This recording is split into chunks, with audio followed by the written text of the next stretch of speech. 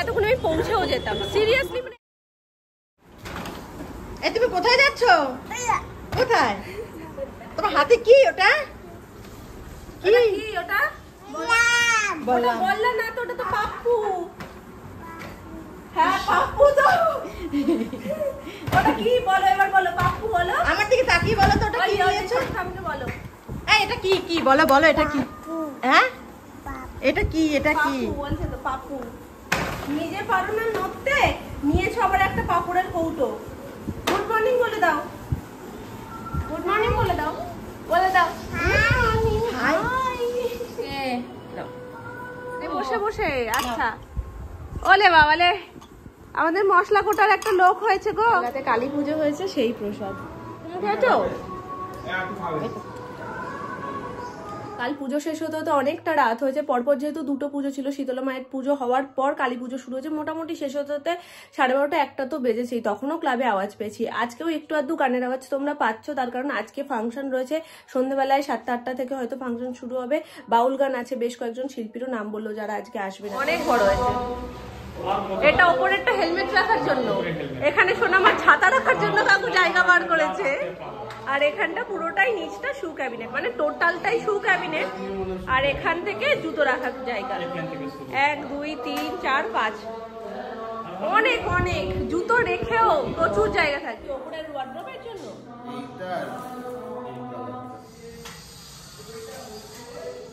এতটা ডাউন নামবে না, এটা এতটা ডাউন নামবে, ওটা কেটে যাবে নাকি? এখন নীল দাগ দেওয়া এটার উপর কেটে যাবে। আচ্ছা এর ভিতরে লাইট কি কালার সিলেক্ট করেছো? ব্লু দাগ। এটা হচ্ছে সোনার ওয়ার্ড্রোব। এটা একটা ওপেনার এই একটাই একটা হবে তাই তো?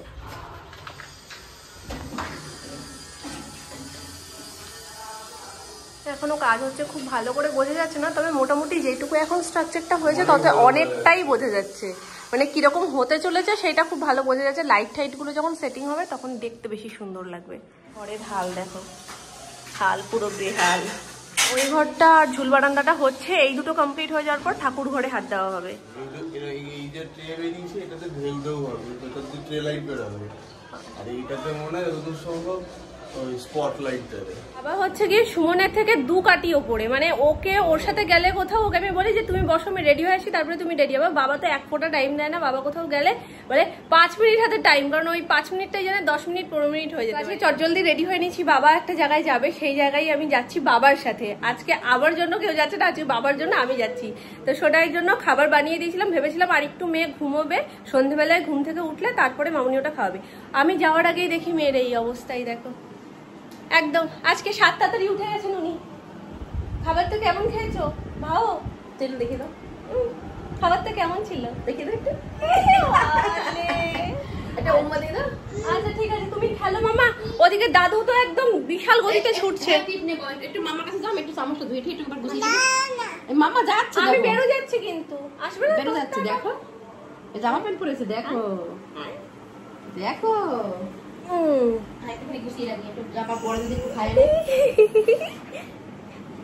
কি খুশি মা, ভাবছি আমি ওকে নিয়ে চলে যাবো। নিয়ে যাওয়া যেতেই পারে মামা, কিন্তু বাইরে খুব গরম, আবার ঘেমে যাবে না তুমি শোনা। আমি যাবো আর আসবো। কি নেবে এখান থেকে, কি নেবে? মামাকে একটু আদা করে দাও।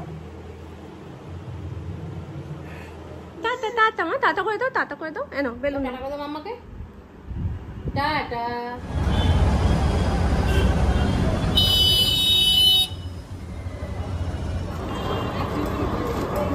আমাকে টাইম দিয়েছে 6টার সময়, আমি বেরিয়েছি 6টা 10-এ।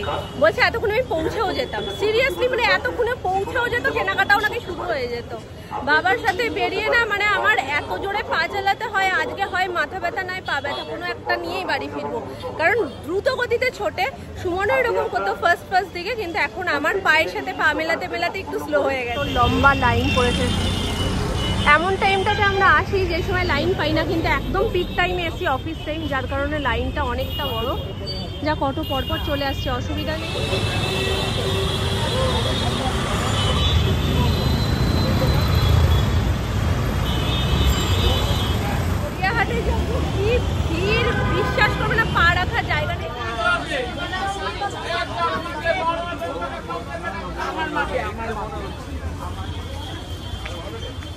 স্টাইল বাজারটা একবার ঘুরে নিই। মোটামুটি সোনারটা হয়ে গেছে, এখন সুমন সোনু ওদের জন্য দেখবে।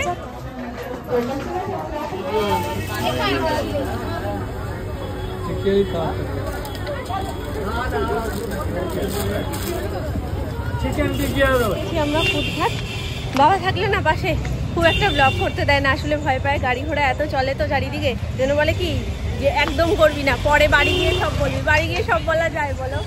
ওই জন্য লুকিয়ে লুকিয়ে একটু করি। দাঁড়াও, ক্রস করে নিয়ে ঢুকলাম। এখন অটো ধরে যাবো বাড়িতে।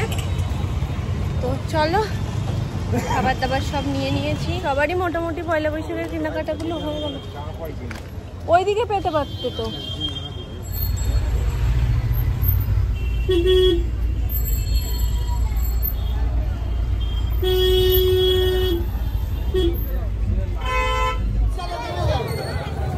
কাকু দেখাই পাওয়া যায় না, তুমি এখানে কি করছো?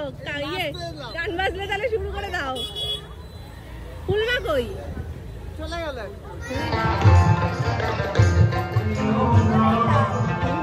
আমার মাটাকে কেড়ে নিচ্ছে। ঠান্ডা লেগেছে নাকি? বলো না, আমার গলা গেছে না। তোমার গিফট পয়লা বৈশাখ, এটা আমার ব্যাগ না, কিন্তু কি করবো বলো, এত বড় প্লাস্টিক আমাকে দেয়নি তোমার জন্য। এরকম অবস্থা কেন আজকে? সবকিছু বালিশ নামাতে হবে? সব বালিশ নামাতে হবে মামা? করছি সব আছে বিছানায়। এই যে মিমির এই গরমের মধ্যে দেখ ঠান্ডা পড়েছে।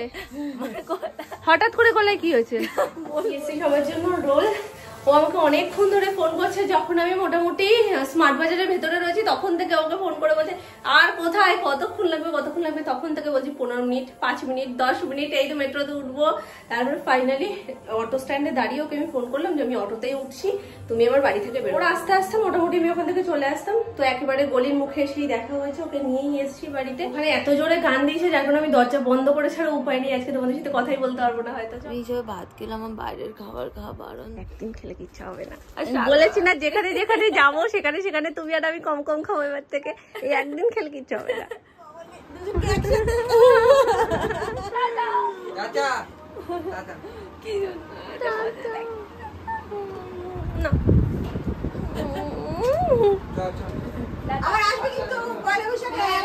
সকালবেলায় পুজো, কিন্তু সকালবেলা দিয়েই চলে আসবে। দিয়েছে জামাটা বলো, এক্ষুনি তো বললে কে দিয়েছে বলো। হ্যাঁ এটা কে দিয়েছে? মামা। এটা কি হলো? মিমি দিল তো, তুমি তো এক্ষুনি বললে মিমি, বললে না? হ্যাঁ এটা মিমি দিয়েছে তো। এই দেখো মিমির পাগলামো, মানে চূড়ান্ত পাগলামো। ভালো হয়েছে, ভীষণ সুন্দর হয়েছে ডিজাইনটা একদম সারারা সারারা। আমার মেয়ের বই খাতার অবস্থা দেখেছো?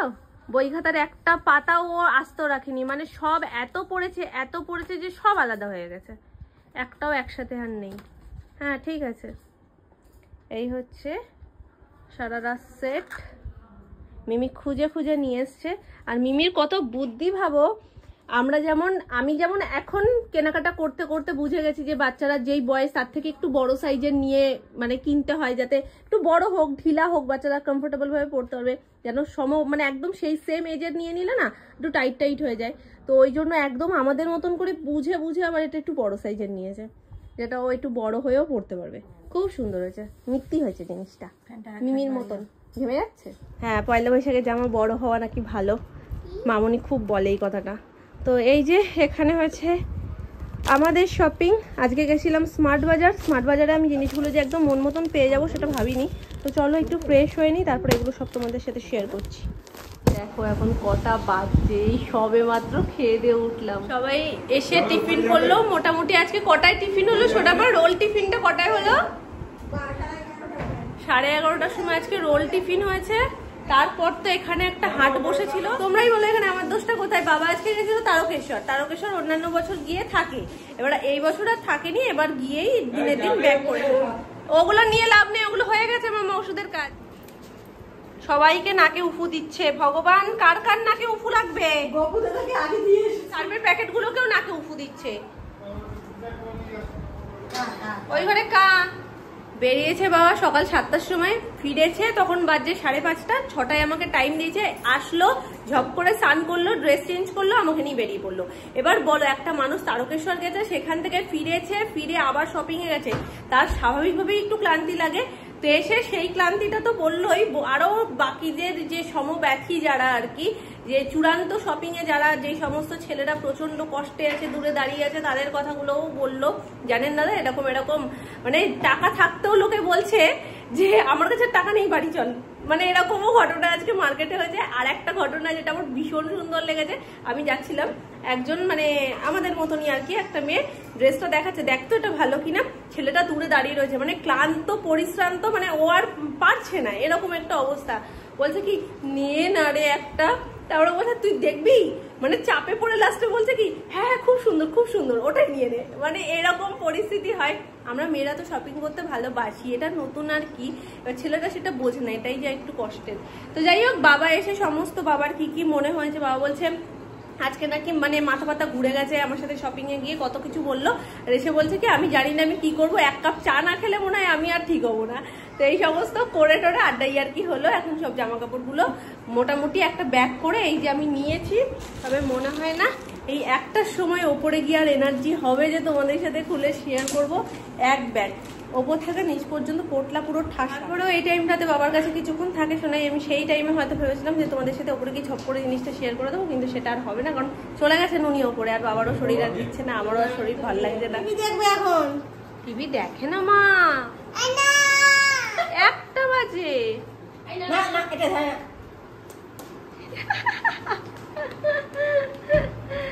ছোট ঠামের নাকে একটু ফু দিয়ে দাও। দিয়েছি দিয়েছি। বড় মাকে টাটা করে দাও, সবাইকে টাটা করে দাও। মা